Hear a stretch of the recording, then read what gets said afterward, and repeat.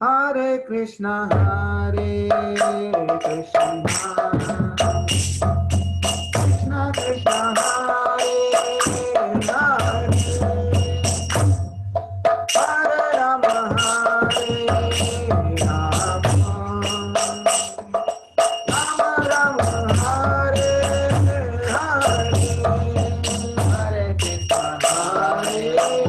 Krishna Krishna, Hare Hare, Hare Rama, Hare Rama, Rama Rama,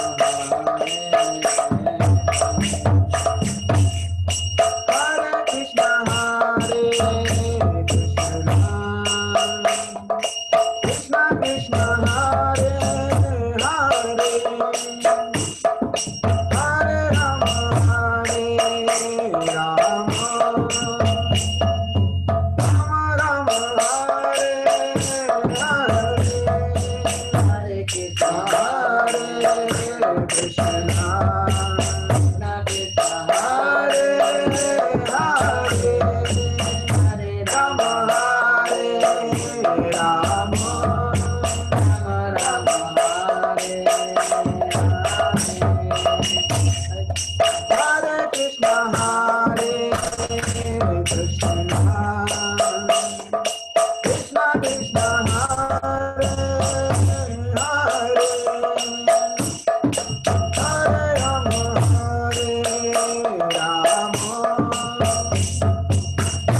Rama, Hare Hare Krishna, Hare Krishna, Krishna Krishna, Hare Hare, Hare Rama, Hare Rama, Rama Rama, Hare Hare, Hare Krishna, Hare Krishna, Krishna Krishna, Hare Hare, Hare Rama, Hare Rama, Rama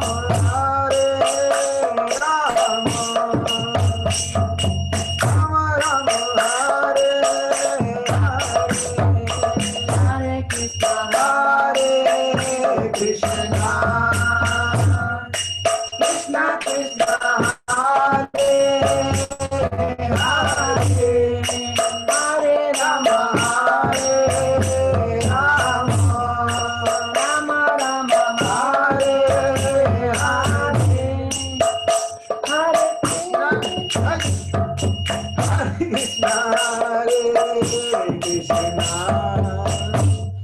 Krishna Krishna, Hare Hare, Hare Rama, Hare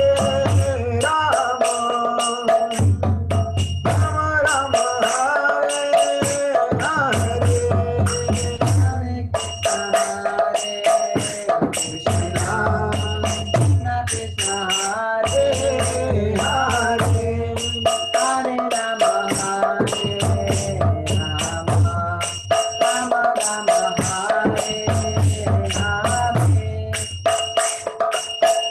Krishna, Hare Krishna, Hare Krishna, Krishna Krishna, Hare Hare, Hare Rama, Hare Rama, Rama Rama, Hare Hare, Hare Krishna, Krishna Krishna, Hare Hare, Hare Rama, Hare Rama, Rama Rama, Hare Hare, Hare Krishna, Hare Krishna, Krishna Krishna, Hare Hare, Hare Rama, Hare Rama, Rama Rama, Hare Hare, Hare Krishna, Hare Krishna, Krishna Krishna, Hare Hare, Hare Rama, Hare Rama, Rama Rama, Hare Hare, Hare Krishna, Hare Krishna, Krishna Krishna, Hare Hare, Hare Rama, Hare Rama, Rama Rama, Hare Hare, Hare Krishna, Hare Krishna, Krishna Krishna, Hare Hare, Hare Rama, Hare Rama, Rama Rama, Hare Hare.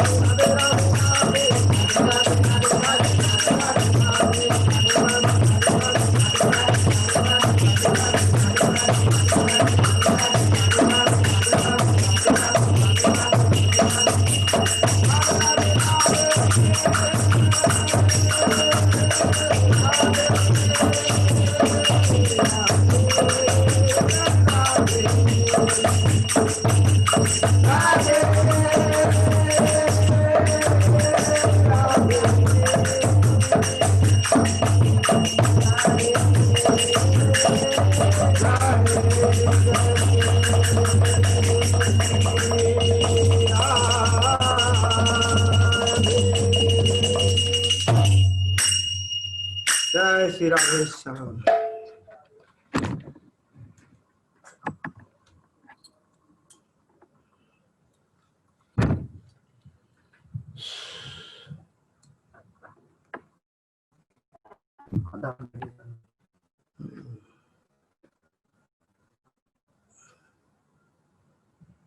कौन है? धर्मेंद्र कौन है? हमारे भक्त दूध वाला। हरे कृष्णा। बोलो श्री राधे श्याम की जय जय। बरसाने वाली राधा रानी की जय कीर्तिदा सुंदरी राधा रानी की जय वृषभानु दुलारी की जय जय। श्रीमती राधा रानी की जय। जय। हरे कृष्णा। हरे कृष्णा। तो आज कल हमने चैतन्य चरितमृत से श्री माता राधा रानी का तत्वतः राधा रानी कौन है, राधा रानी की क्या महत्ता है और राधा रानी किन किन शक्तियों को धारण करती है, तो इस प्रकार चैतन्य चरितमृत में और भी डिटेल वर्णन है, हम बस तत्वतः थोड़ा जानना था। तो आज हम श्रीमती राधा रानी के आविर्भाव के पीछे का उद्देश्य, इन कहानियों को जानेंगे जो ब्रह्म वैवर्त पुराण, स्कंद पुराण, पुराणों में है, भागवतम में तो नहीं दिया है क्योंकि भागवतम में कोई राधा रानी का वर्णन है ही नहीं, परंतु पुराणों में इसका वर्णन है। तो जो स्टोरियां हम नहीं सुने हैं वो सारी स्टोरियां पुराणों में है। भागवतम को 7 दिन के अंदर संक्षिप्त रूप में कहना था, इसलिए बहुत सारी लीलाओं का वर्णन नहीं किया गया है। बाकी कृष्ण की जितनी भी सारी लीलाओं का, राधा रानी की लीलाओं का वर्णन आप अनेक अनेक आचार्यों के ग्रंथों में, क्योंकि ये गुप्त है और बहुत कॉन्फिडेंशियल लीला होती है, इसलिए जो भी है सामने ग्रंथ प्रस्तुत करते हैं, आम जनता भी उसे पढ़ती है, इसलिए भ्रमित ना हो जाए या कंफ्यूज ना हो जाए या इसको माइथोलॉजी ना समझ लिए, इसलिए प्रभुपाद ने कॉन्फिडेंशियल लीलाओं को ज्यादातर वर्णन नहीं किया है। राइट। और राधा रानी के बारे में तो कुछ विशेष वर्णन किया ही नहीं है, क्योंकि राधा तत्व कोई आम जनता के लिए नहीं है। ये जो भक्ति में बहुत बड़े चेड़े भक्त होते हैं, जो जान चुके होते हैं कि भगवान कृष्ण और राधा की लीला है, सामान्य इंसान की या सामान्य के मनुष्यों के बीच जो स्त्री पुरुष का संबंध होता है, उन संबंधों पर आधारित नहीं है या उस आधार या धरातल पर नहीं है। ये दिव्य है, यहाँ कामुकता को, लैंगिकता को कुछ भी आधार नहीं है, ना ही इसका कोई यहाँ प्रवेश है। ये भौतिक दुनिया का सोच है, परंतु आध्यात्मिक जगत में सब दिव्य होने के कारण उस दिव्यता को कम से कम फिलोसॉफिकली जो व्यक्ति जान चुका है कि हम बॉडी नहीं, हम सोल है, और सोल सुपर सोल से आता है, और सुपर सोल कितना महान है, ग्रेट है, कृष्ण भगवान है, और जो सब कुछ जान जाता है कि वासुदेव सर्वमिति, और उनके शरण में आता है, ऐसे शरणागत भक्तों के बीच कही जाने वाली एक कथा है। इसलिए चैतन्य महाप्रभु भी जब भी कुछ कथाओं का वर्णन या कुछ गुप्त वार्ताएं होती थी, वो सबके साथ नहीं करते थे। उनके कुछ गिने चुने भक्त होते थे, जैसे स्वरूप दामोदर, रामानंद राय, सिकी माहिती, है ना, अद्वैत आचार्य, नित्यानंद, इन जो गुह्य भक्त एकदम एडवांस भक्त है, उनके बीच में इन कथाओं का वर्णन होता है। इसीलिए इस्कॉन में आप किसी कभी भी प्रभुपाद का लेक्चर राधा रानी के बारे में नहीं सुनोगे, क्योंकि प्रभुपाद का लेक्चर सारे बद्ध जीवों को ऊपर उठाने के लिए थे, सॉरी, आत्मा के स्तर पर लाने के लिए थे। तो शारीरिक स्तर पर हम गलतियां कर बैठे, राधा कृष्ण को या राधा रानी को सामान्य तरुणी समझकर कृष्ण के साथ वो प्रेम व्यापार, और उसके ऊपर कई ये भौतिकवादी लोग कई पिक्चर भी बनाते हैं और उसके आधार पर ये लव स्टोरियां बनती है, तो ये सब कामुकता है। तो इसलिए ये रहस्य है, रहस्यम हेतुदुत्तमम, भगवद गीता में कहते हैं कि मैं ये रहस्य भक्तों के बीच प्रकट करता हूँ। तो आचार्यगण भी भक्तों के बीच ही कॉन्फिडेंशियल लीलाओं को वर्णन करते हैं। तो हमें पहले तो भक्त के धरातल पर आना है, भक्त बनना है। इसीलिए तो जो जान चुका है गौड़ीय संस्था के सिद्धांतों को, भक्ति के सिद्धांतों को, भगवद गीता पढ़ता है और भक्ति करता है गुरु परंपरा के अंतर्गत, तो उन भक्तों के बीच बोधयंतम परस्परम कथयंतम च माम नित्यम तुष्यन्ति चरमन्ति च। भगवद गीता में कहता है कि भक्तों के बीच केवल इन विषयों पर चर्चा होती है, भगवान की कथा, गुण, लीला, चर्चा इसकी होती है। बोधयंतम परस्परम, एक दूसरे के परस्पर आदान प्रदान करते, क्या कथयंतम च माम नित्यम तुष्यंती च रमंती च। तो भक्त जो होते हैं वो भौतिक विषयों में रममाण नहीं करते, जैसे भौतिक संसारी लोग है ना, गाने बजाने, पिक्चर देखने, पार्टियां मनाने, क्रिकेट खेलने, नाना प्रकार के गेम खेलने, हाँ, स्त्री पुरुषों के लंपट संवादों में, तो नाना प्रकार के विषयों में रस लेते हैं। लेकिन भक्त जो होते हैं बोधयंतम परस्परम कथयंत च माम नित्यम तुष्यंती च रमंती च। तो भक्तों भगवान की कथाओं में रममाण होते हैं, तो इसीलिए इन कथाओं को भक्तों के बीच कहा जाना चाहिए। तो श्रीमती राधा रानी तो सब सर्वोत्तम तत्व है, प्रेम प्रतीक। तो इसलिए ऐसे भक्तों के बीच ये कथा होती है। तो आज आप भक्त बन रहे हैं और जानते भी हैं अपने अस्तित्व को, भगवान के साथ अपने संबंधों को भी। तो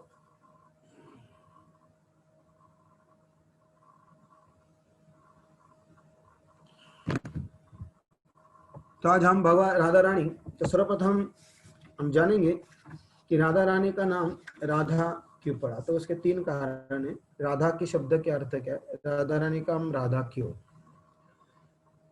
अनुराधा नक्षत्र में प्रकट होने के कारण राधा को राधा नाम पड़ा।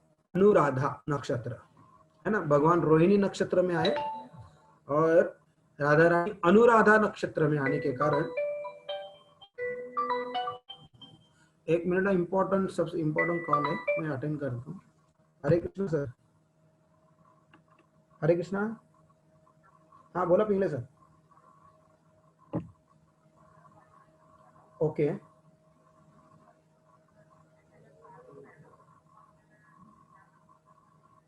ओके 2018 मध्ये दिला होता तारीख असेल ना, विदाउट तारीख कसं असेल। ओके हा मला पाठवलंय, तारीख मेन्शन नाही त्याला। 2018 मध्ये मी लेटर दिलं होतं, साधारण एप्रिल मेच्या महिन्यात दिलं होतं। हाँ एप्रिल में एप्रिल 2018। हाँ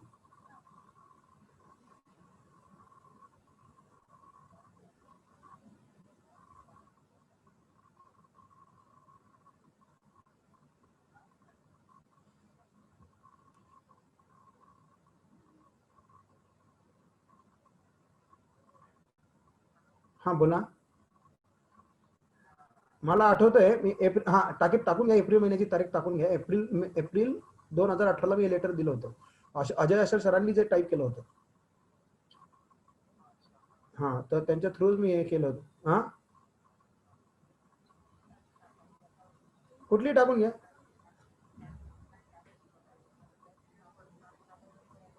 हा बघून घ्या तारीख। हा ते कुठली तुम्ही मताने टाकून घ्या, पण संडे नको असावा असं बघा तारीख 2018चं कॅलेंडर। Okay okay April 2018। मी माझ्याकडे वैष्णव कॅलेंडर, मी त्याच्यावर बघून सांगतो तुम्हाला। एक मिनिट। हा हा दोघं ती झेरॉक्स आहे त्याची, ती पहिली जी लेटर आहे त्याची झेरॉक्स कॉपी ती, बहुतेक त्याची झेरॉक्स कॉपी ती। एक मिनिट।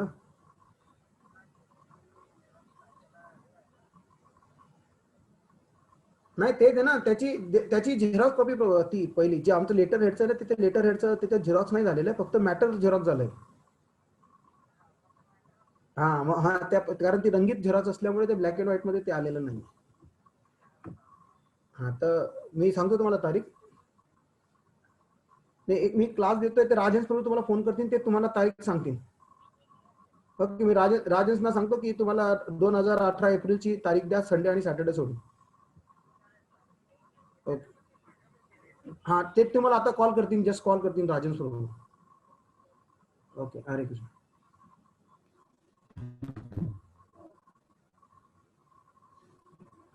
राजेश प्रभु, कृष्ण दर्शन प्रभु और थाने टीम जी 2018 का कैलेंडर देख के सैटरडे संडे छोड़ के अप्रैल 2018 को कोई भी तारीख उनको दे दो, वो उसके ऊपर लेटर का तारीख नहीं डाला शायद। ओके, हरे कृष्णा, तुरंत फोन करो टीएमसी वालों को। हरे कृष्णा, क्षमा करिए, थोड़ा आपके लिए व्यत्यय आ गया,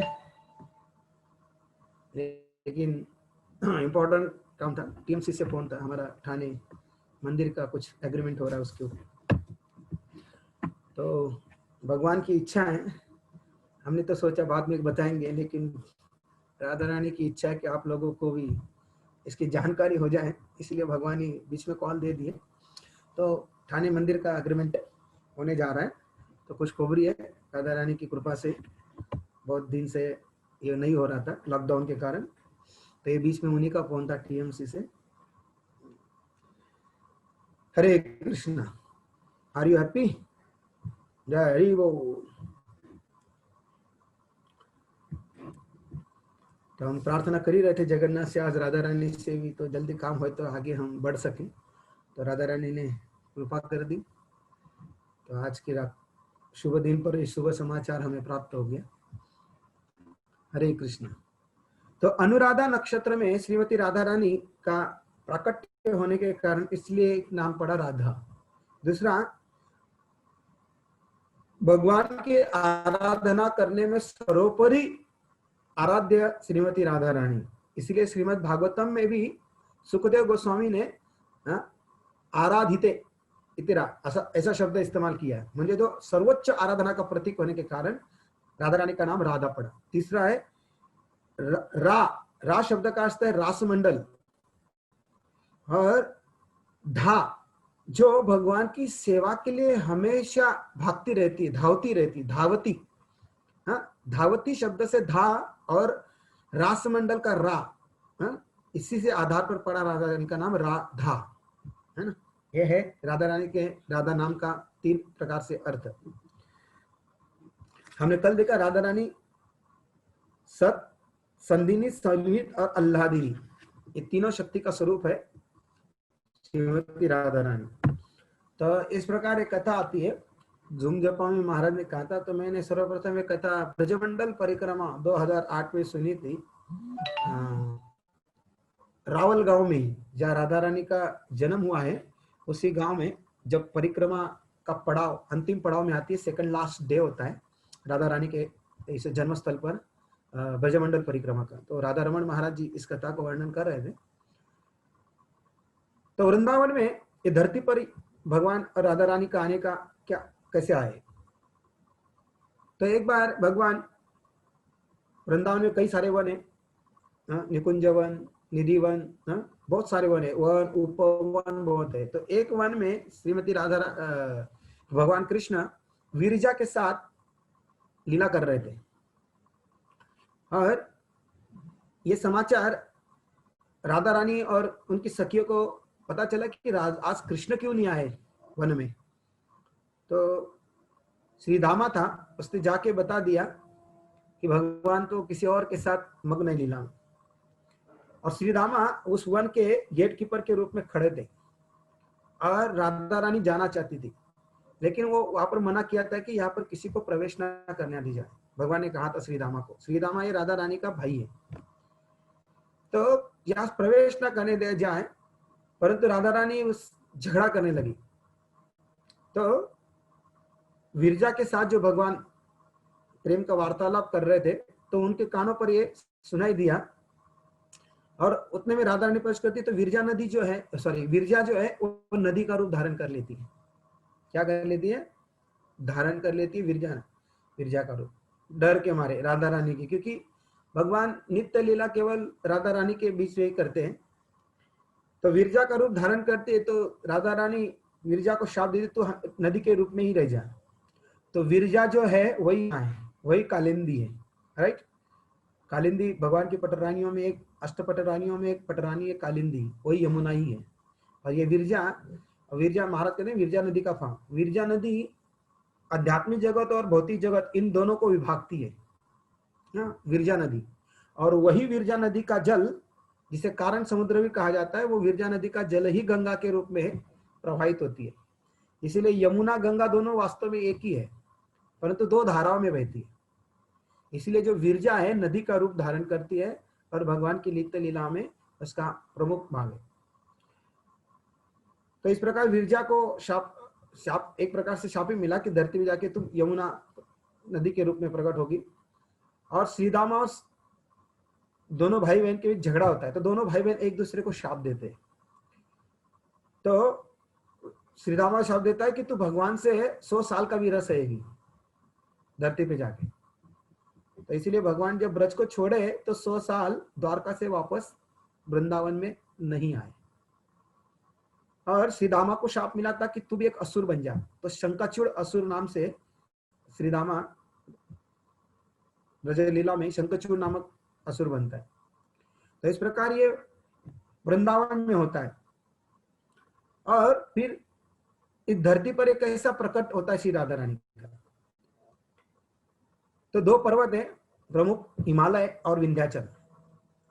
तो हिमालय के पुत्री के रूप में पार्वती जन्म लेती है, जो पिछले जन्म में सती के रूप में अपना देह त्याग करती है। हम देख रहे भागवतम में स्टोरी पढ़ ही रहे कि किस प्रकार दक्ष के द्वारा यज्ञ में आमंत्रित न करने के कारण और उस अपमान को सहने के कारण सती देवी अपना देह त्याग देती है। और वही सती, क्योंकि वो इटर्नल पत्नी है शंकर जी की, इसीलिए पहले सती के रूप में थी, फिर वही सती हिमालय के पुत्री के रूप में जन्म लेती है, हिमालय के गोद में पार्वती के रूप में।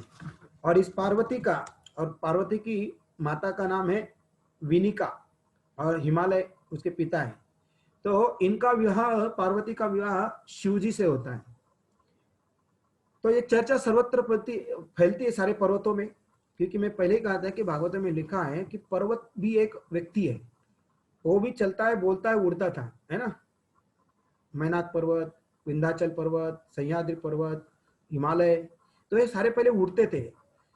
एक बार ये उड़ते उड़ते इंद्र के विमान से इनका पंख लग गया, सॉरी टकरा गए इनकी चोटी, तो तब इंद्र ने अपने वज्र से इनके पंख काट दिए पर्वतों के। तब से पर्वत एक जगह पर स्थित हो गए, है ना, धरती पर। तो फिर हिमालय की पुत्री ये पार्वती थी, और पार्वती का विवाह जब शिवजी से होता है तो सारे पर्वतों में चर्चा चलती है, अरे हिमालय की तो महिमा बढ़ गई, आज वो देवादिदेव महादेव के ससुर जी है। तो उनका क्रेडिट सारे पर्वतों में बढ़ गया। तो विंध्याचल जो था महाराष्ट्र में था, तो ये विंध्याचल को थोड़ा सा ईर्ष्या होने लगा, अरे इसकी तो महिमा बढ़ी। तो उसने क्या किया कि उसने मन ही मन सोचा कि मुझे भी ऐसी पुत्री प्राप्त हो जो सर्वश्रेष्ठ, शिवजी से भी श्रेष्ठ व्यक्ति की पत्नी हो। तो शिवजी से श्रेष्ठ कौन है? भगवान ही है, विष्णु कृष्ण। तो उन्होंने ऐसा यज्ञ किया और यज्ञ में यही आराधना की कि मुझे ऐसी पुत्री प्राप्त हो जो देवताओं से भी बढ़कर भगवान की पत्नी बने।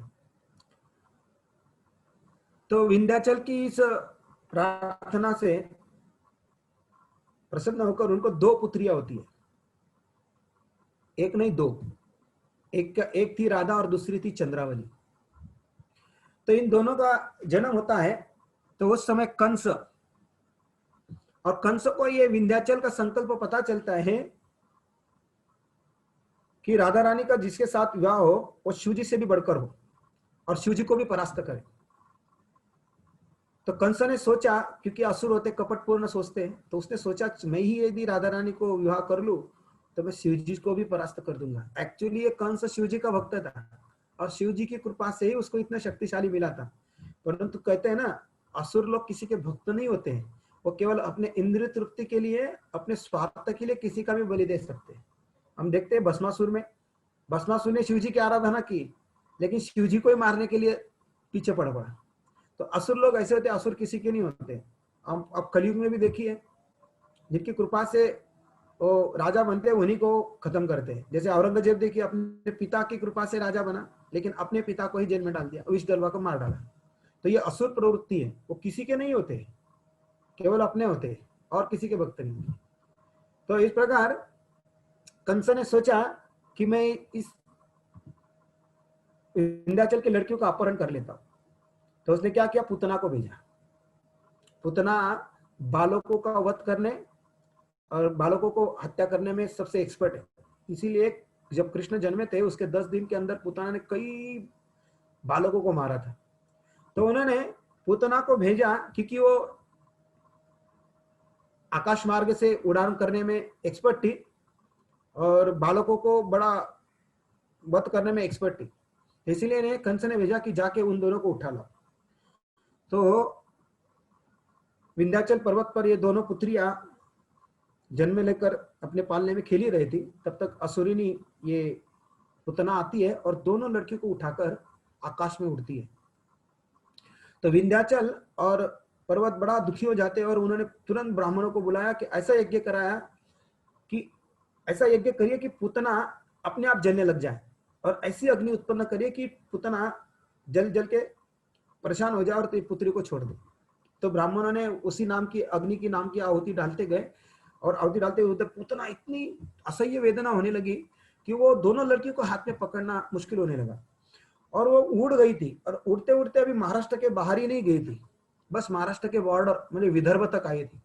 तो उसने एक पुत्री को अपने को संरक्षण करने के लिए एक पुत्री को छोड़ दिया और वो पुत्री गिर कर विदर्भ में कौंडिन्यपुर में, है ना, भीष्मक राजा, तो भीष्मक थे तब, रुक्मिणी का जन्म नहीं हुआ था, रुक्मिणी का जन्म बाद में था। तो भीष्मक राजा के राज्य में वो गिरती है और भीष्मक राजा के पास ये लड़की आती है और वो लड़की है चंद्रावली।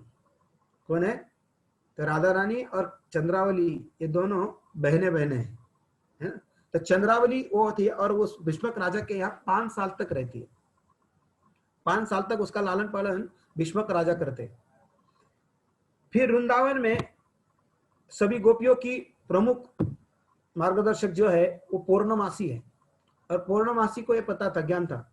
तो पूर्णमासी भीष्मक राजा कर यहाँ कर उस पुत्री को ले जाती है और चंद्रभानु राजा को प्रदान करती है, इसीलिए उसका नाम चंद्रावली पड़ा है, चंद्रभानु।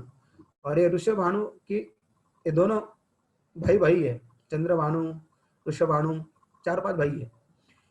तो 5 साल के बाद ये पुत्री का लालन पालन ब्रज में ही चंद्रभानु राजा के यहाँ होता है। तो इस प्रकार पहली पुत्री। और दूसरी जो है राधा रानी हाथ में थी, तो वो उड़ते उड़ते, तभी भी उसको वेदना हो रही है लेकिन उसे कंस का आदेश पालन करना था, इसीलिए वो मथुरा मंडल में प्रवेश करती है और इतना आग जलता है कि वो असह्य करने के कारण वो दूसरे लड़की को भी छोड़ देती है। और ये जो दूसरी लड़की थी वो सीधा यमुना में गिरती है, क्योंकि मथुरा मंडल में प्रवेश करने के बाद यमुना बहती है। तो यमुना में ये गिरती है तो एक सुवर्ण कमल पर होती है। सुवर्ण कमल पर इसका प्राकट्य होता है, मतलब एक कमल सोने की आभा से दीप्त ऐसे कमल पर ये राधा रानी विराजमान होती है। आपको एक चित्र भी दिखाएंगे, सुधांशु भेजा हमको, बहुत सुंदर उसका वर्णन किया है, व्हाट्सएप पर डाला। तो उस सुंदर कमल पर ये राधा रानी प्रकट होती है। तो वृंदावन में गोकुल है, बरसाना है, रावल है, मथुरा है, आसपास ही है सारे गांव। तो उसमें रावल के राजा थे ऋषभानु राजा और गोकुल के नंदगांव के थे नंद महाराज। तो कहते हैं कि 80 साल तक इन दोनों को कोई पुत्र पुत्रियां नहीं थी। किसको? ना ही नंद बाबा को थे ना ही ऋषभानु को थे। 80 साल हो गए थे, लेकिन इनको राजा थे, पूरा परिवार, पूरा देश, पूरा साम्राज्य पूरा आनंद से परिपूर्ण था, परंतु कोई पुत्र नहीं था। तो वंश चलेगा कैसे? तो इसलिए वंश चलाने की वो प्रार्थना करते थे। तो एक बार ऋषभानु राजा सुबह भोर में उठकर स्नान करने यमुना में जाते थे। तो सुबह भोर उठकर यमुना में स्नान करने गए रावल में ही। रावल से आप जाए, रावल में थोड़ी दूर पर 1 किलोमीटर या 1.5 किलोमीटर के अंतराल पर यमुना बहती है। तो वह स्नान करने गए तो सुबह जाते थे, अंधेरा छाता था, क्योंकि सुबह सुबह भोर में 4 बजे 4:30 बजे जाएंगे तो पूरा अंधेरा होता है। तो जैसे ही गए तो उनको यमुना के नजदीक जाते के बाद इतना प्रकाश दिखा, और वो प्रकाश भी साधारण नहीं, सोने से आभा से युक्त प्रकाश, मतलब करोड़ों हजारों सूर्य एकत्रित हो जाए तो इतना प्रकाश होता है। ऐसा प्रकाश उस यमुना से आ रहा था। तो उन्होंने जाके देखा प्रकाश का स्रोत है कहां से। जैसे वो यमुना के अंदर प्रवेश किए और वहां पर देखा कि एक सुवर्ण कमल है, बहुत बड़ा, है ना, एक हथेली के इतना बड़ा कमल होगा। तो उस Kamal, Sadhana Sudhanshu please share this picture, screen share. तो वो कमल इतना सुंदर था, तो उस पर राधा देखा कि एक बालिका है और आश्चर्यचकित हो गए कि यमुना में ये सुंदर बालिका, और राधा रानी की आंखें बंद थी, कहां से प्रकट हुई। तो उतने में वहां पर ब्रह्मा जी प्रकट होते हैं और ब्रह्मा जी ऋषभानु राजा को कहते हैं कि ये पुत्री आपके ही, आपने ही तपस्या की थी पिछले जन्म में, कम से कम 12 साल आपने बहुत बड़ा तप किया था। तब आपका नाम था सुचंद्र और आपकी पत्नी का नाम था कलावती, और कलावती महासती थी। तो ब्रह्मा जी कह रहे हैं कि आपने पिछले जन्म में तपस्या की थी और मुझसे वरदान मांगा था कि मुझे मोक्ष की प्राप्ति हो जाए। तो मैंने तुरंत आपको तथास्तु होकर मोक्ष की प्राप्ति के लिए वरदान दे दिया। तब तक आपकी पत्नी कलावती ने कहा कि मेरे होते मेरे पति को मोक्ष क्यों दे रहे हैं? हाँ, मेरा कौन देखभाल करे, मेरे पति जाने के बाद मैं किसके सहारे जीऊं? तो उन्होंने कहा, वो अपनी पतिव्रता व्रत से ब्रह्मा जी के वरदान को भी रोक लिया, कह रही कि मैं होते हुए तो पति को नहीं जाने दूंगी। तो इसीलिए कहते हैं ना, जब कोई सन्यास लेता है तो पहले पति की अनुमति होनी चाहिए तभी सन्यास मिलता है ना। कोई भी ऐसा सन्यास नहीं ले सकता है। इस्कॉन में भी वो रूल है कि कोई गृहस्थ यदि सन्यास लेना चाहे तो पहले अपने पत्नी का अनुमति लेटर चाहिए। तो उन्होंने, ब्रह्मा जी ने कहा कि आपने तपस्या की थी, तब मैंने वरदान दिया था कलावती को कि आपकी पतिव्रता होने के कारण आपको स्वयं भगवान की प्रेयसी पुत्री के रूप में प्राप्त होगी। तब तक ये जो सुचेंद्र नाम के राजा थे, इनको ब्रह्मा जी ने अपने पास रख रखा है, अपने पास लेके गए कि बोले इनका तो मोक्ष नहीं होगा, लेकिन जब अगले जन्म में कि आप दोनों का के द्वारा ही भगवान की प्रेयसी राधा रानी का प्रकटीकरण होगा। तो भगवान ब्रह्मा जी उनको पिछले जन्म का याद दिलाते हैं और देखिए आपकी जो इच्छा थी अब मैं पूर्ण कर रहा हूँ, ये राधा रानी आपके ही पुत्री रूप में प्रकट हुई है। तो फिर राधा ऋषभानु तो बहुत खुश हो गए क्योंकि वो यही चाहते थे कि हमें कोई पुत्र संतान हो। तो फिर उस बालिका को लेके जाते हैं, लेकिन उस बालिका के आंखें बंद थी, है ना, वो सोचने लगे कि अंधी है। तो उसे ले जाकर ऋषभानु अपने महल में लेके गए, रावल में, और उनकी जो पत्नी है कीर्तिदा, वही कलावती कीर्तिदा बनती है, और कीर्तिदा को बताते तो दोनों खुश हो जाते हैं। तो जब कोई पुत्र पैदा हो तो बड़ा महोत्सव उत्सव मनाया जाता है, आनंद उत्सव, जन्मोत्सव, जैसे नंद बाबा के घर में कृष्ण का नंदोत्सव मनाया गया। तो लेकिन उन्होंने सोचा, और यदि किसी को पता चल जाए अंधी पुत्री हुई है तो बड़ा लज्जा की बात है, तो इसीलिए उन्होंने उसे छुपा के रखा, मनाया नहीं। तो फिर एक बार नारद मुनि, तो अभी कैसे मनाए, किस प्रकार इस बालिका का आंखें खोलेगी, वो सब चिंतित होने लगे कि किस प्रकार ये आपने, सुनती भी नहीं है, बोलती भी नहीं है ना, आंखें खोलती है, मतलब गूंगी बहरी मुखी सब कुछ है। तो बड़े परेशान थे। तो एक बार नारद मुनि ब्रह्मा जी सबको पता चल गया ना कि भगवान कृष्ण अवतार ले रहे हैं और राधा रानी भी है, लेकिन हमें तो उसका रूप देखने को नहीं मिल रहा है। तो इसलिए सारे देवता लोग ब्रज में आते थे अलग अलग अवतार लेकर, क्योंकि भगवान बाल स्वरूप ना वृंदावन में लेते ना वैकुंठ में लेते, केवल बाल स्वरूप का दर्शन उनका यहाँ भूमंडल पर ही होता है। इसीलिए शिव जी भी, देखिए शिव जी भी आए थे नंदगांव में, आज भी वहां का स्थान है जहाँ शिव जी आए थे दर्शन करने। तो ब्रह्मा जी भी, ये बीच बीच में सारे देवता भगवान के बाल स्वरूप का दर्शन करने के लिए आते थे। तो नारद मुनि भी मन में इच्छा जागृत हो गई कि राधा रानी का बाल स्वरूप कितना सुंदर होगा, तो वो देखने के लिए आए। तो रावल में आते ही वो ढूंढने लगे कहाँ है, किसी के घर में पुत्री हुई है क्या, किसी के घर में कुछ पुत्र हुआ है क्या। तो सब लोग बोले नहीं नहीं अभी तो नहीं हुआ है। तो जब वो ऋषभानु राजा के यहाँ पर जाते हैं तो ऋषभानु से राजा से पूछते हैं कि आप क्या कोई पुत्र हुआ है, पुत्री हुई? बोले नहीं कोई पुत्री नहीं है, हाँ पुत्र हुआ है, पुत्र मतलब श्रीदामा भी जन्म। तो बोले हाँ। तो फिर नारद मुनि बोले मैंने तो, मेरे अंदाज से तो राधा रानी इसी रावल में प्रकट हुई है, क्योंकि वो तो त्रिकालदर्शी साधु है नारद मुनि, तो जान चुके थे कि राधा रानी ने रावल में ही जन्म लिया है।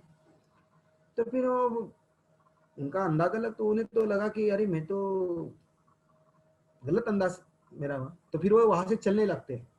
तो ऋषभानु के जो दरबार में या उनके जो महल में थे लोग, वो कहने लगे बाबा बाबा साधु पुरुष बहुत पावरफुल होते हैं और बहुत कृपालु होते हैं, बहुत उनके अंदर बहुत शक्तियां होती है, और काश कृपा कर दे हमारे ऊपर, हमारी राधा रानी की आंख खुल जाए। तो ऋषभानु को बोलते हैं अरे हाँ ठीक है बुला के लेके आओ। तो सब वो जो बालिकाएं थी वहां पर, उन्होंने गया और बोले बाबा बाबा आपको पूरा बुला रहे ऋषभानु राजा। बोले ठीक है, तो आते हैं। तो फिर वो बताते हैं कि नारद मुनि जी कृपा करिए कि हमारी पुत्री है ना, ना देखती है, ना सुनती है, ना बोलती है। इसी ग्लानि के कारण हम इसका उत्सव नहीं मना रहे थे और किसी को बताते नहीं कि हमारी यहाँ पुत्री हुई। तो फिर नारद मुनि राधा रानी के पास जाते हैं और राधा रानी तो नारद मुनि तो राधा रानी के परम भक्त है। तो राधा रानी अपने दिव्य रूप उनको दिखाती है और कहती है बोले मैं तो वृंदावन से पहले ही से कृष्ण को कही थी कि मैं धरती पर जाऊंगी तो आपके अलावा मैं किसी को ना देखूंगी, ना किसी से बात करूंगी, ना किसी का वाक्य सुनूंगी, केवल आपको। तो नंद बाबा नारद मुनि को कहते हैं राधा रानी कि आप जाइए और ऋषभानु को कहिए कि बड़ा उत्सव मनाए, उत्सव की ले इस कारण राधा रानी के न देखने के कारण उत्सव को मत बंद करिए, मनाइए, ऐसा कहिए ताकि ये उत्सव हो। और उत्सव होगा तो सारे ब्रजवासी आएंगे, उसमें नंद बाबा भी आएंगे और कृष्ण बलराम भी आएंगे, तो वो कार्य। तभी नारद मुनि कहते हैं कि मैं भी आपके इस दिव्य स्वरूप को अष्ट सखियों के साथ देखना चाहता हूँ। तो राधा ने बोले कोई बात नहीं, तथास्तु, आप यहाँ से सीधा कुसुम सरोवर जाइए और कुसुम सरोवर में आप मेरे दिव्य रूप को देख सकते हैं। तो नारद मुनि उस प्रसंगों को ऋषभानु को सुनाते हैं कि आप निसंकोच अपने पुत्री का जन्मोत्सव मनाइए और सारे ब्रज को आमंत्रित करिए निसंकोच, फिर आपकी पुत्री आंखें खोल देगी या कृपा हो जाएगी। तो इस प्रकार ऋषभानु नारद मुनि की बात को मानते हैं और बड़ा उत्सव का आयोजन करते हैं और उसमें सभी ब्रजवासियों को बुलाते हैं और सभी मैंने नंदगांव से, बरसाना से, अलग अलग स्थानों से। तो नंदगांव से आमंत्रण बुलाया जाता है नंद बाबा को, उपनंद, सुनंद, ये सब लोग आते हैं, उसमें कृष्ण बलराम भी आते हैं। तो राधा रानी का एक्चुअली जन्म भगवान से पहले हो चुका था, राइट। हम देखते हैं ना कि पहली अष्टमी को, श्रावण की अष्टमी को भगवान का जन्म होता है, उसके 15 दिन बाद राधा रानी का, नहीं 345 दिन पूर्व ये प्रकट हो चुकी थी। कौन? राधा रानी। किसके यहाँ? विंध्याचल के यहाँ, राइट। विंध्याचल के यहाँ भगवान आने से पहले प्रकट हुई। तो आपके मन में प्रश्न होगा, अरे भगवान को तो 6 दिन में पुतना को मार दिया, तो ये राधा रानी को कैसे उठा के लेके आई? नहीं, कृष्ण प्रकट होने से पहले राधा रानी विंध्याचल पर्वत के यहाँ पुत्री के रूप में प्रकट हो चुकी थी और वही ये पुतना उसको उठाकर लेकर आई थी रावण में। तो ये पहले हो चुका था, 345 डेज बिफोर ये घटना हो चुकी थी। तो फिर नारद मुनि कुसुम सरोवर जाते हैं और कुसुम सरोवर में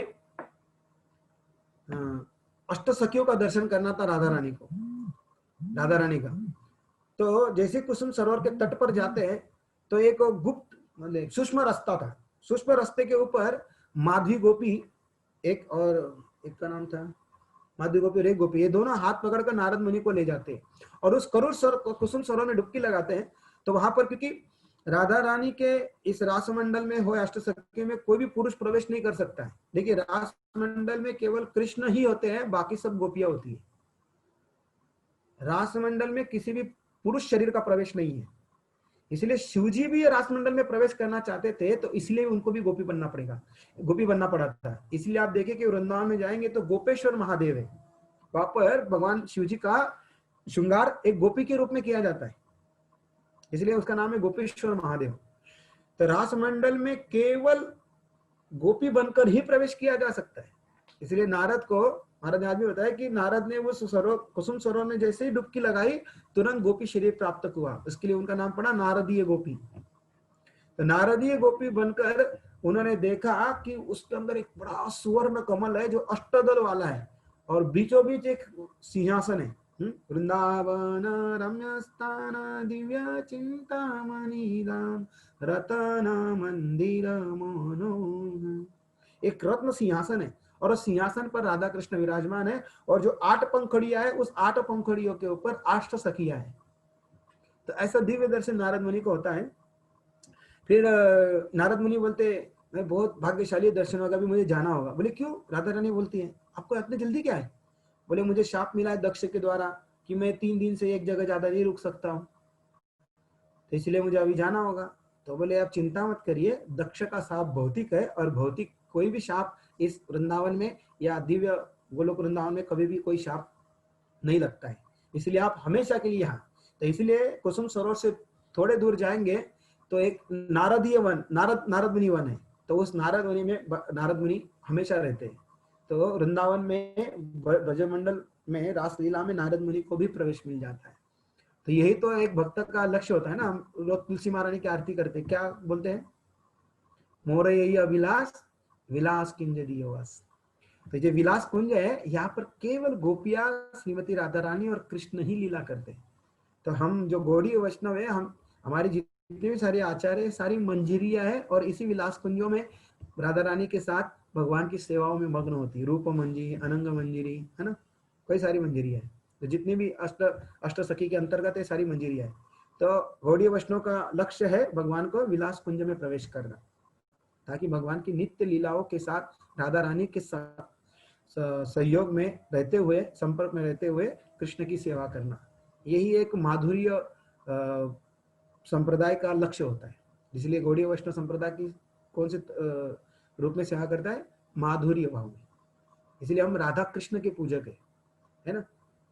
आप पुष्टि संप्रदाय जाएंगे तो वो बाल गोपाल के पूजक है, कोई लक्ष्मी नारायण के पूजक है, लेकिन हमारा गौड़ी संप्रदाय राधा कृष्ण का पूजक है। तो हमारे परंपरा के नारद मुनि भी एक आचार्य, सेकंड आचार्य। ब्रह्मा जी के बाद कौन है? नारद है। इसी बंद कर दो। और जो ग्रीन बटन है ना, वो चलता नहीं है, खराब है, वो खराब है। वो ग्रीन बटन है, देखो उसको नहीं चल रहा। हाँ, तो नारद मुनि गोपी रूप में वहां वास करके, नारदीय गोपी रूप में, नीचे करो उसको। हाँ बस। तो इस प्रकार ऋषभानु राजा ये उत्सव मनाते हैं, और उत्सव में सारे ब्रजवासिया बहुत बड़ी मात्रा में उस उत्सव में आते, क्योंकि इतने सालों के पश्चात उनके यहाँ पुत्र प्राप्ति हुई या पुत्री हुई है। तो बड़ा उत्सव मनाया जाता है, और उत्सव में बड़ा धूमधाम से। तो नंद बाबा, यशोदा मैया, रोहिणी, ये सब आते और अपने साथ, ये बालक के रूप में थे कृष्ण बलराम, इनको लेकर आते। ये तो खाली रेंगते थे, अभी चल भी नहीं पाते थे, छोटे छोटे थे ना कृष्ण बलराम। तो ये उत्सव मनाने इतने आनंदित थे, तो कृष्ण अपनी माँ के गोद से नीचे उतर जाता है। बालक होता है, छटपटाता है नीचे उतरने के लिए, नीचे उतर रेंगते रेंगते रेंगते जहां पर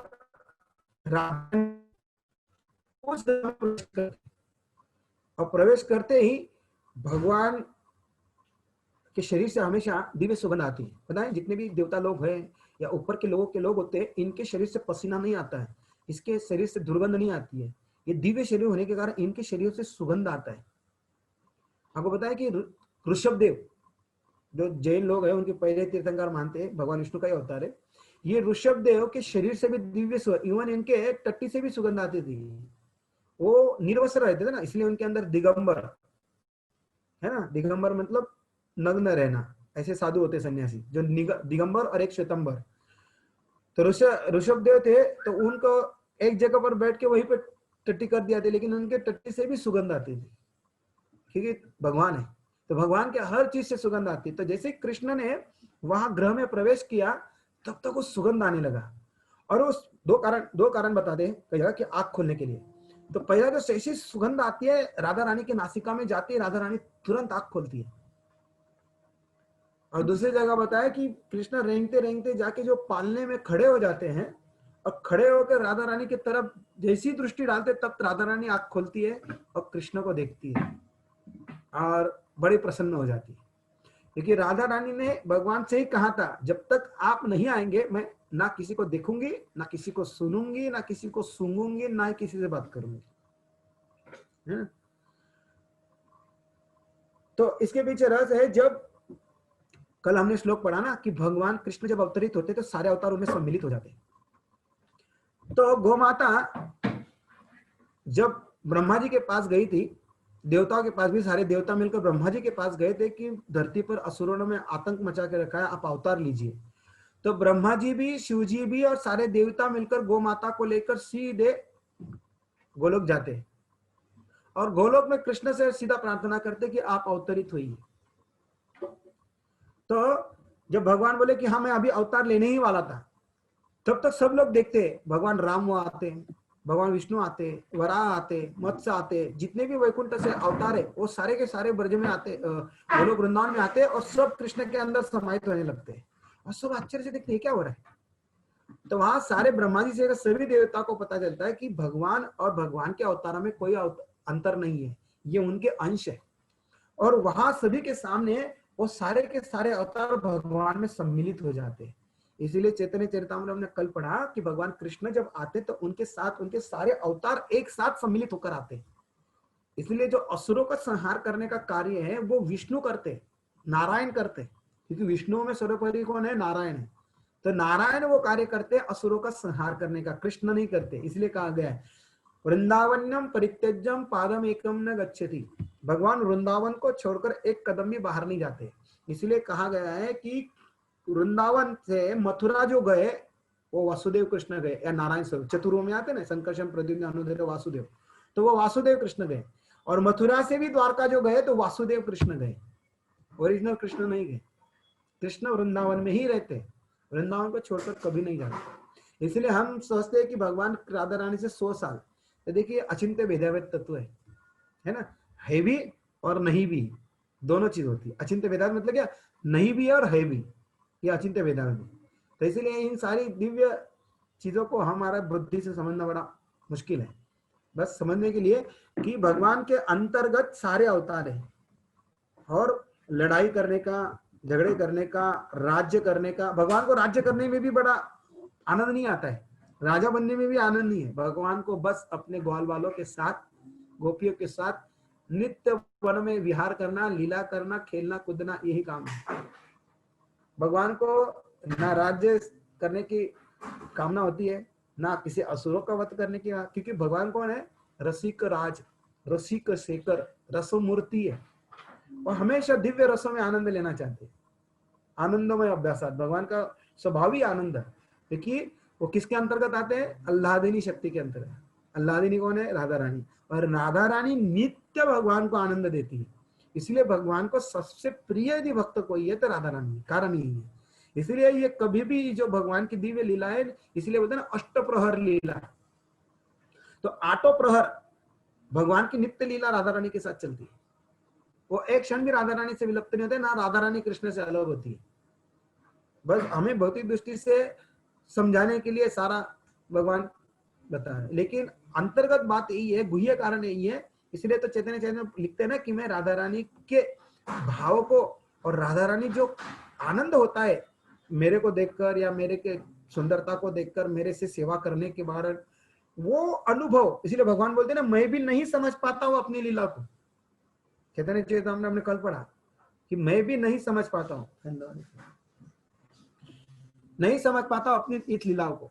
इसलिए भगवान राधा रानी से इतना प्रेम क्यों करते हैं, और राधा रानी सर्वोच्च प्रेम की प्रतीक क्यों है? क्योंकि वो कृष्ण को नित्य आह्लाद देती है, आह्लादिनी शक्ति है। तो भगवान की अंतरंगा शक्ति आह्लादिनी श्रीमती राधा रानी है। तो वहां पर सारे जब अवतार उनके अंदर प्रकट होते हैं सभी लोग प्रकट, तभी भी गौ माता थोड़ा दुखी थे, तो भगवान बोलते हैं आप गोलोक वृंदावन में आ चुके और दुख का कारण होना ही नहीं चाहिए, तो आप चिंता क्यों करी मैं। तभी वहां पर जितने भी देवता उपस्थित थे, ब्रह्मा जी से लेकर सबको आदेश देते कि आप ब्रजमंडल में जाकर अलग अलग गांवों में अलग अलग रूप में ब्रजवासी के रूप में अवतार लो। तो सारे देवता लोग ब्रजमंडल में आकर अलग अलग बरसाना में, गोकुल में, मथुरा में, रावल में, अलग अलग जगह पर ब्रजवासियों के रूप में अवतार लेते। तो इस प्रकार राधा रानी, तभी भी राधा रानी की बोले, तब राधा रानी को बोलते आपको भी मेरे साथ चलना है। तो राधा रानी बोलते मैं नहीं जाऊंगी, जहाँ पर गोवर्धन नहीं है, जहाँ पर ब्रजराज नहीं है और जहाँ पर यमुना नहीं है, मैं वहां पर कभी नहीं जाऊंगी। तो भगवान बोलते वो तो पहले चले गए, आप चिंता मत करिए, वो हमने पहले ही, मैंने अपना गोलोक वृंदावन का जो ब्रजमंडल भाग है उसको, गोवर्धन को, यमुना को, ब्रज सबको पहले ही भेज दिया है, तो इसलिए आपको भी चलना है। तब राधा रानी तैयार होती है और राधा रानी कहती है कि जब तक आपको मैं ना देखूंगी तब तक मैं अपना आंख वगैरह नहीं खोलूंगी। तो वहां पर ही ये पहले वचन लेती है, तब ये घटना घटती है कि भगवान आते हैं और पहला दर्शन राधा रानी कृष्ण का ही करती है। तो इस घटना के पीछे शिक्षा ये है कि हमारी आंखों, कानों, नासिका, जिह्वा से हमें केवल कृष्ण को ही देखना चाहिए, कृष्ण को ही सुनना चाहिए, कृष्ण के ही सुनना चाहिए और कृष्ण का ही प्रसाद या कृष्ण की ही वाणी बोलनी चाहिए, है ना। इसलिए कहते हैं ना, समय मनो कृष्ण पदार विंदे वातांसी वैकुंठ गुणारे मन। इसलिए सारी हमारी इंद्रिया भगवान की सेवा में नहीं रहे। ऋषिकेन ऋषिकेश सेवनम भक्ति उच्यते। तो इस प्रकार ये राधा रानी का प्राकट्य इस धरातल पर होता है और ऋषभानु की पुत्री के रूप में राधा रानी का जन्म होता है। और एक जगह चंद्रावली का, ये प्रकार ये राधा रानी यहाँ पर ब्रज में प्रकट होती। बाद में वो बरसाना में जाते, कुछ 3 साल या 3.5 साल के बाद बरसाना में जाते और नंदगांव से, सॉरी गोकुल से नंदगांव भी नंदगांव आते, है ना, असुरों के भय से, आक्रांत से। तो बरसाना और नंदगांव में ज्यादा अंतर नहीं है, 8 किलोमीटर का ही अंतर है नंदगांव और बरसाना के बीच। तो इस प्रकार ये राधा रानी का प्राकट्य इस धरती पर होता है। और फिर जब ऋषभानु के यहाँ ये उत्सव मनाया जाता है तो ऋषभानु राजा जो थे अपना सारा भंडार खोल देते और सारे ब्राह्मण, ऋषिमुनि, गरीब, सबको, जो भी था, केवल ब्राह्मणों को ही नहीं, सबको आमंत्रित करते, दान देते और अपने सारा खजाना खोल देते। हीरे मोती, है ना, हीरे के, मोती के, माणिक, पाचू, ये सब खोलते। तो पहला पिटारा खोलते मोतियों का, तो सारे ब्राह्मणों को, ऋषिमुनियों को, सबको दान देते। तो जैसे ही वो देते इतना भर भर के, क्योंकि कौन प्रकट हुई है? राधा रानी, है ना, दिव्य धाम, चिंतामणि धाम से। तो वहाँ किसी भी चीज की कमी नहीं थी। अन्न, धन धान्य, सोना चांदी, रत्ने, मोती, हीरे, जवाहरात, सबकी प्रबल मात्रा में वहां पर उपस्थित हो गए और वे दान दे रहे थे। सब लोग भर भर के लेके जा रहे थे। पहले मोती लेके गए और मोती लेके जैसे ही दूर जाते हैं तब उनको समाचार मिलता है कि ऋषभानु राजा अब हीरे का पिटारा खोल दिए। वो क्या करते हैं, वो सारे मोतियों को हाथ में दे, वही छोड़ के भाग के पुनः हीरे लेने के जाने थे। सारा ब्रजमंडल संपूर्ण धन धान्य संपत्ति से भरपूर भर जाता है, क्योंकि स्वयं जो राधा रानी है, जब लक्ष्मी इतनी धन धान्य से पूर्ण है तो राधा रानी तो, लक्ष्मी तो राधा रानी के अंश स्वरूप है। इसलिए गोपाल तापनी उपनिषद ने कहा है कि जो लक्ष्मियां है ये राधा रानी का ही रूप है। युवन महाराज ने कहा कि जितनी भी द्वारका में रानियां है ये गोपी का ही रूप है, और जितनी गोपियां है ये राधा रानी का ही अंश अवतार है। जैसे कृष्ण का अंश अवतार है सारे चतुर्व्यूह, नारायण, जितने भी विष्णु अवतार है ये सारे भगवान के अवतार है, भगवान की अंश कला है। उसी प्रकार राधा रानी से जितनी भी देवियां है, चाहे वो पार्वती हो, गायत्री हो, लक्ष्मी हो, सुभद्रा हो, ये सब राधा रानी का एक्सपेंशन है और राधा रानी का ही विस्तार है। और जितनी भी गोपियां ब्रजमंडल में है वो राधा रानी का ही विस्तार है। तो सारा ब्रजमंडल सुख संपन्न और बड़ा उत्साह से वो उत्सव मनाया जाता है। सबको इतना बड़ा भर भर के ऋषभानु राजा दान देते हैं और इस प्रकार राधा रानी का प्राकट्य रावल में मनाया। बाद में बरसाना जाते हैं, वो बाद में अलग कथा है। तो इस प्रकार राधा रानी धरती पर प्रकट होती है ऋषभानु की पुत्री के रूप में, और एक है चंद्रावली। तो ये एक्चुअली दोनों विरोधाभास पैदा करती है, अलग अलग है, कंपटीशन। तो आध्यात्मिक जगत में भी स्पर्धा होती है, जैसे भौतिक जगत में स्पर्धा होती है ना, कि मैं श्रेष्ठ, तेरे से मैं श्रेष्ठ, मैं तेरे से अधिक सेवा किया, मैं तेरे से अधिक अच्छा बनाया भोग। तो ये श्रेष्ठता में स्पर्धा होती है। उसी प्रकार आध्यात्मिक जगत में कृष्ण को अधिक आनंद देने के लिए स्पर्धा होती है। तो चंद्रावली का एक ग्रुप है और राधा रानी का एक ग्रुप है, राइट। तो भगवान चंद्रावली के साथ भी वृंदावन में लीला करते हैं और राधा रानी के मोस्टली ज्यादा राधा रानी के साथ होती है। तो चंद्रावली बस एक ही राधा रानी के सेवा भाव को और प्रेम भाव को और अधिक वर्धन के लिए कंपटीशन में उतरती है। और वहां की कंपटीशन जो होती है वो ईर्ष्यावश नहीं होती है, वह ईर्ष्या को कोई स्थान नहीं है। जब भौतिक जगत में कभी कभी ईर्ष्यावेश व्यक्ति आगे बढ़ने के लिए सामने वाले को दुख और कष्ट पहुंचाता है ना, यहाँ पर ऐसे कंपटीशन होता है। लेकिन आध्यात्मिक जगत में हेल्दी कंपटीशन है। इसलिए प्रभुपाद भी कहते हैं कि भक्तों के बीच में कंपटीशन होनी चाहिए सेवा के लिए, लेकिन हेल्दी कंपटीशन होनी चाहिए, ईर्ष्या नहीं। जैसे मैराथन में कंपटीशन होता है, देखिए कौन कितनी गीता करेगा, मैं इतना करूंगा, स्टॉल पे, है ना, अलग अलग ग्रुप हमेशा झगड़ा करते हैं। अरे नहीं मैं पहले जाऊंगा, हमारी गीता का स्कोर ज्यादा होना चाहिए। तो ये स्पर्धा होती है, लेकिन वहां ईर्ष्या नहीं होनी चाहिए, क्योंकि भगवान को कदापि नहीं कोई ईर्ष्या के साथ उनकी सेवा करे। ईर्ष्या तो भगवान की सेवा में लग ही नहीं सकती। इसीलिए आध्यात्मिक जगत में ये दो जो है, राधा और चंद्रावली, ये दोनों बहनें हैं, लेकिन विरुद्ध पार्टी में। क्यों? कृष्ण को और अधिक आनंद देने के लिए। कौन? क्योंकि कंपटीशन के बिना प्रगति नहीं होती, याद रखिए। कहीं भी कंपटीशन हो तो व्यक्ति सोचता है कि अरे मुझे कुछ ज्यादा करना चाहिए उसके, और वो सोचता है कि ये मेरे से ज्यादा करे तो मैं अधिक कैसे करूं। तो हर जगह कंपटीशन होती है, और कंपटीशन से व्यक्ति सक्रिय रहता है सेवा में। नहीं तो कंपटीशन नहीं होने, अरे हो जाएगा, देख लेंगे, कर लेंगे, ऐसा होता है। लेकिन हमारे सामने यदि कोई मजबूत पार्टी है तो सामने को भी विचार करना पड़ता है ना, हमें भी विचार करना, अरे भाई मुझे भी कुछ करना होने, नहीं तो कंपटीशन में टिक नहीं पाऊंगा मैं। तो आध्यात्मिक जगत में हमेशा कंपटीशन चलती है, किस प्रकार हम कृष्ण को अधिक से अधिक आनंद दें। और उन दोनों कंपटीशन में हमेशा राधा रानी जीतती है। राधा रानी हमेशा, राधा रानी की जीत होती है, क्योंकि राधा रानी ही प्रमुख भगवान की प्रेयसी है। और बस चंद्रावली एक सपोर्टिंग वर्क निभाती है भगवान को और राधा रानी को और अधिक सेवा। और आध्यात्मिक जगत में एक बात यह है कि कोई भी किसी को खींचता नहीं है, अरे तू ज्यादा सेवा कर रहा है कि उसकी टांग खींचो। जहाँ होता है ना, कोई आगे प्रगति करने लगता है तो यहाँ कौन करते हैं, पीछे टांग खींचते हैं, है ना। तो खेकड़ा वृत्ति जो है ये भौतिक जगत में है, किसी को आगे बढ़ने नहीं देना। लेकिन आध्यात्मिक जगत में बिल्कुल इसके विपरीत है।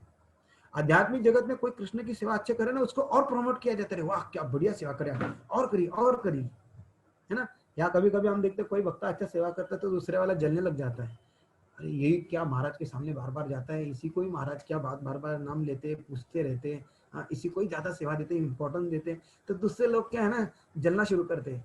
तो ये भौतिकता है, इसलिए समझ लेना चाहिए यदि हमारे हृदय में किसी की प्रगति देखकर जलन हो रही है तो सोचना कि हम कितने अभी पीछे भक्ति में, है ना। हमारा अभी कुछ भी नहीं है, तो हम अनर्थों से भरे और हम आगे बढ़ने के लिए। इसलिए कभी भी कोई भक्त प्रगति करता है, अच्छा कुछ करता है कृष्ण के लिए, तो उसका ग्लोरीफाई होना चाहिए, वाह प्रभु जी क्या सेवा की आपने। लेकिन गुणगान करना इतना आसान भी नहीं है ना, क्योंकि हृदय में अनर्थ है। किसी की प्रगति को देखकर कोई खुश हो रहा है तो समझ लेना चाहिए वो तो शुद्ध हो रहा है, शुद्ध भक्त है। और कभी जलन हो रही है तो समझ लेना चाहिए कि अरे अरे अभी तो बहुत अनर्थ भरे है। इसलिए आध्यात्मिक जगत में श्रीमती राधा रानी सर्वोच्च प्रतीक है भगवान की सेवा का। और राधा रानी सबको सेवा में लगाती है, ऐसा नहीं कि केवल वो अकेली। इसलिए राधा रानी कृष्ण के पास सेवा तो करती है, लेकिन सबकी सेवा लेकर कृष्ण में लगाती है। इसीलिए तो सब लोग किसको सेवा मांगते हैं, बलराम जी को नहीं मांगते हैं, राइट। किसी देवी देवता को नहीं, या भगवान के दूसरे पार्षदों को नहीं मांगते, सभी भक्त राधा रानी से ही मांगते हैं। क्योंकि राधा रानी के अंदर इतने विशाल गुण है, सर्वगुण संपन्न है राधा रानी। एक राधा कटाक्ष कृपा कटाक्ष स्तोत्र है, उसमें राधा रानी के दिव्य गुणों का वर्णन हुआ है। तो मैं वो 10 मिनट में गाऊंगा और उसका हम मीनिंग पढ़ते हैं। बहुत सुंदर स्तोत्र है, आप हो सके तो उसे याद करिए, रोज सुबह बोलिए, मैं हमेशा बोलते रहता हूँ।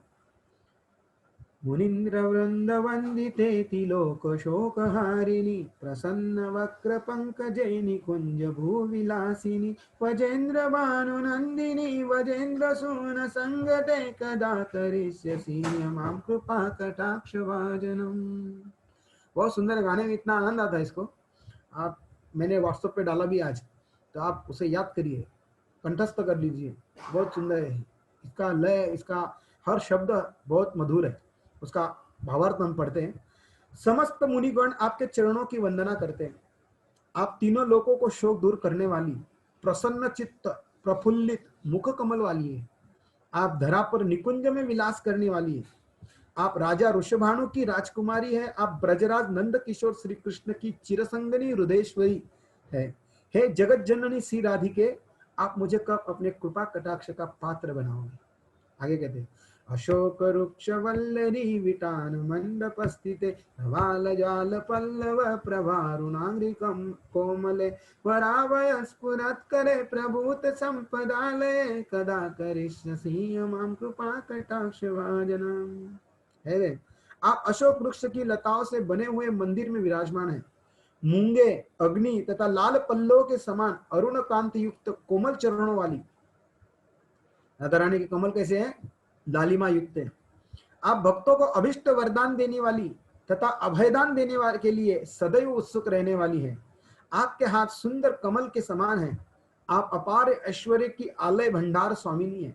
हे सर्वेश्वरी माँ, आप मुझे कब अपने कृपा कटाक्ष का अधिकारी बनाओगे।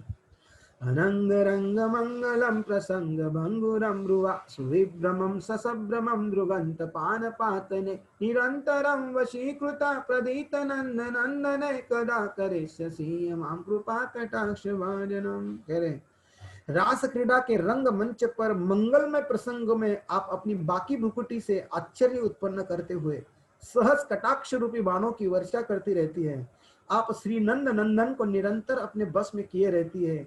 हे जगत जननी वृंदावनेश्वरी, आप मुझे कब अपने कृपा कटाक्ष का पात्र बनाओगे।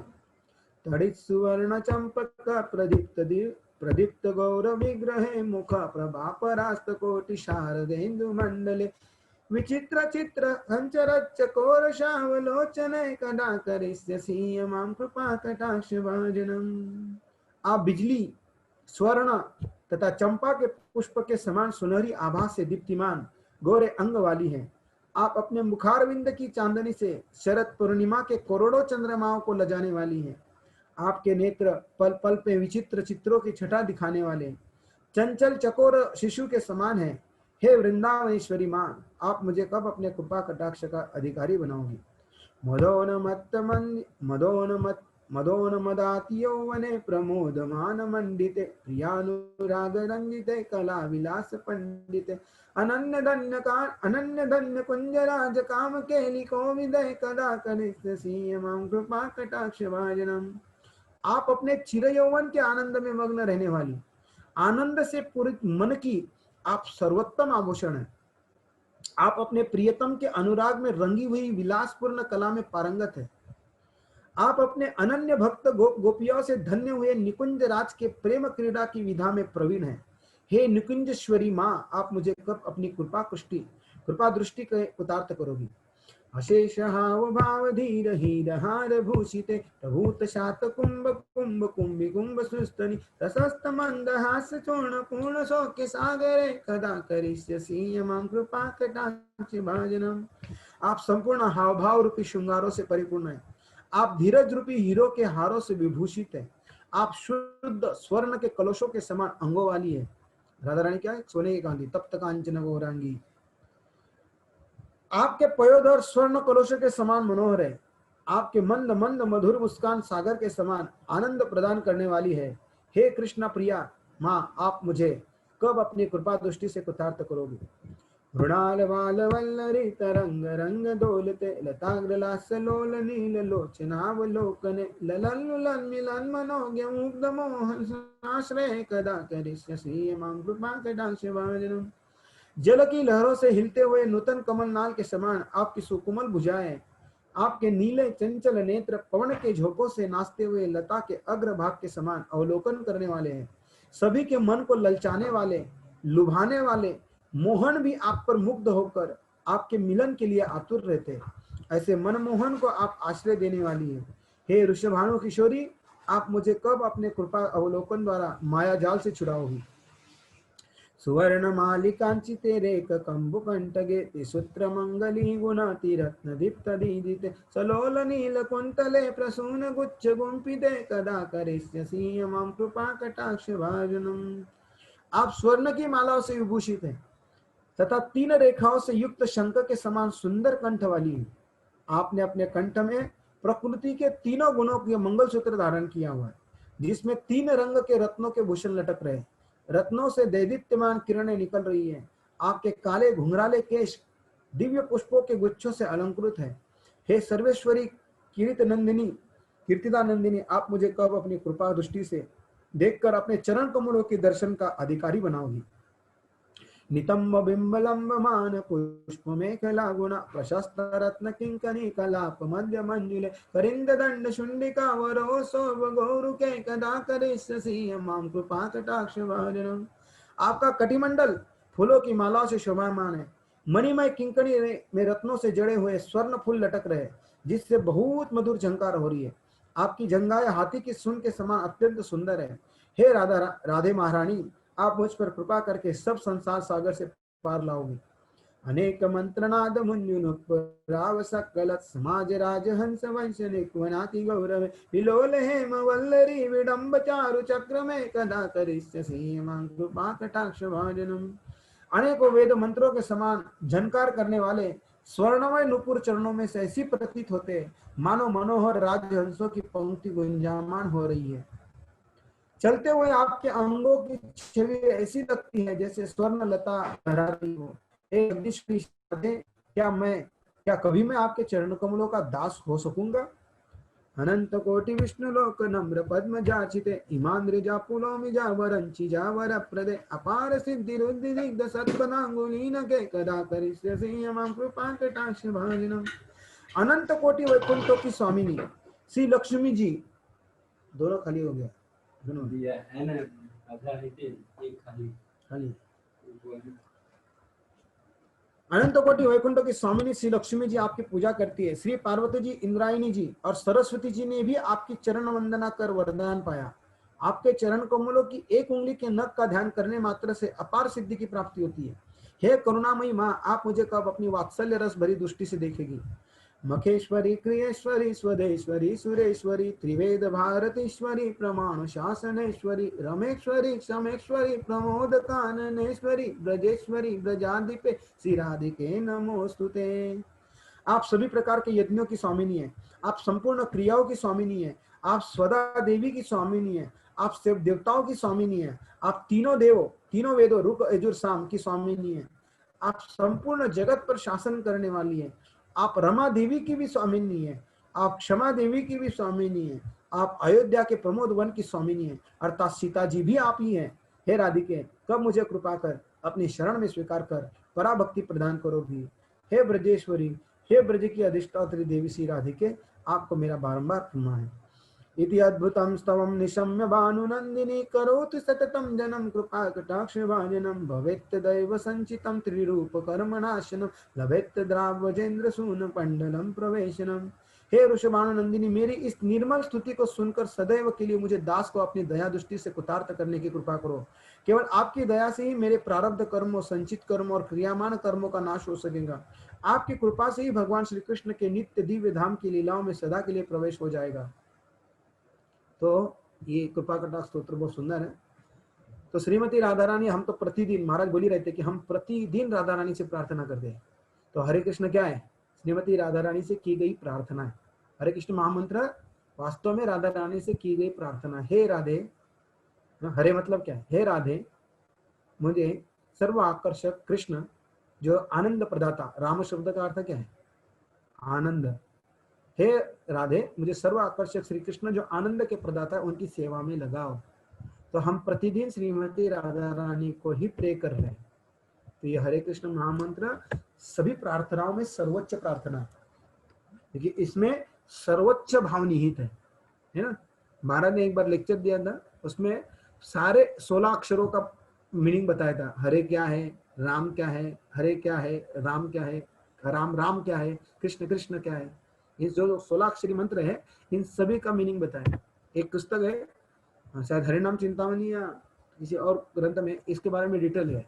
गोपाल गुरु गोपाल जी है, उन्होंने सब डिटेल बताया। हरे मतलब क्या, दूसरा राम मतलब क्या, हरे मतलब क्या। ये जो 16 अक्षर है, हरे कृष्ण कृष्ण कृष्ण हरे हरे, हरे राम राम राम हरे हरे। तो ये संपूर्ण राधा कृष्ण की सेवा के बारे में इन अक्षरों का अर्थ है।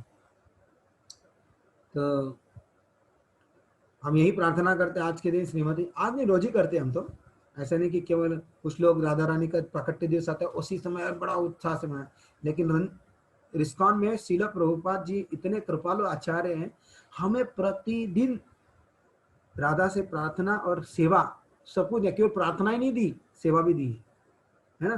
क्योंकि हम इस्कॉन में देखिए 24 घंटे भगवान की सेवा में एंगेज रह सकते, इससे बढ़कर कोई और आनंद का साधन ही नहीं है और सर्वोत्तम लाभ ही नहीं है मनुष्य जीवन कि आपको भगवान की सेवा में नियुक्त होने का।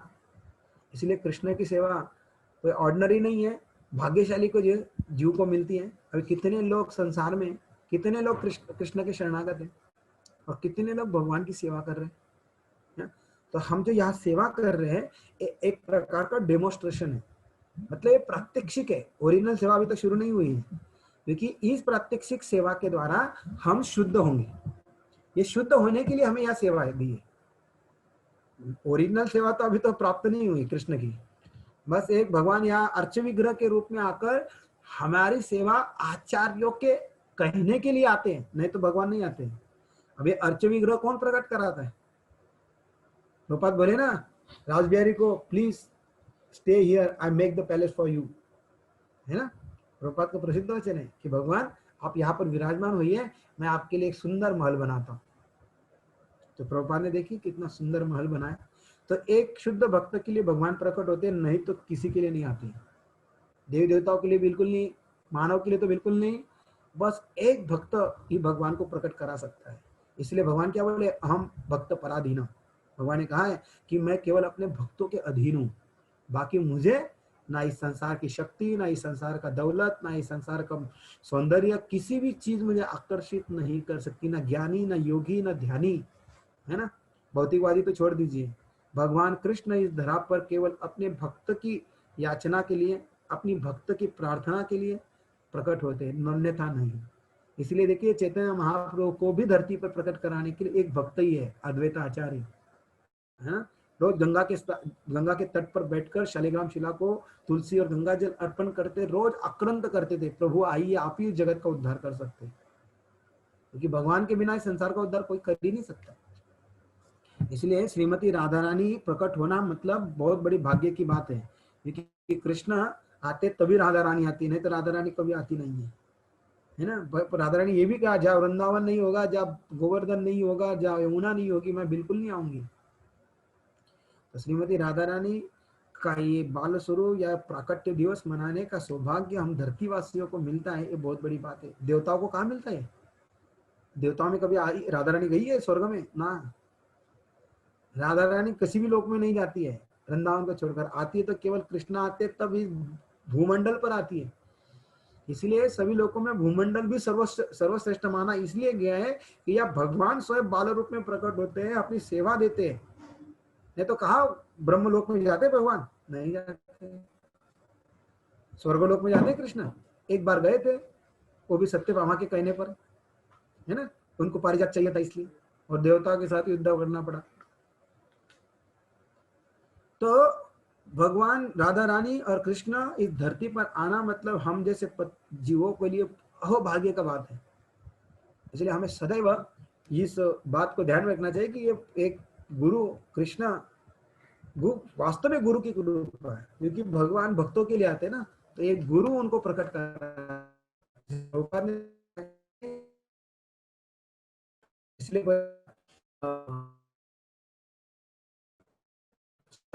मह्यम हृदय साधुना, अर्थात मैं साधु के हृदय में रहता, साधु मेरे हृदय में रहते हैं। इसलिए भगवान कृष्ण केवल शुद्ध भक्तों के हृदय में रहते हैं। तुम्हारे हृदय गोविंद विश्राम, है ना, एक शुद्ध भक्त। इसीलिए जहाँ प्रभुपाद वृंदावन छोड़ के अमेरिका गए और अमेरिका को भी वृंदावन बना दिया, है ना। जहां जहां शुद्ध भक्त के कदम पड़ते हैं वहां वृंदावन हो जाता है। इसलिए प्रभुपाद ने बोलते हैं my temple is not too different to Vaikuntha या वृंदावन।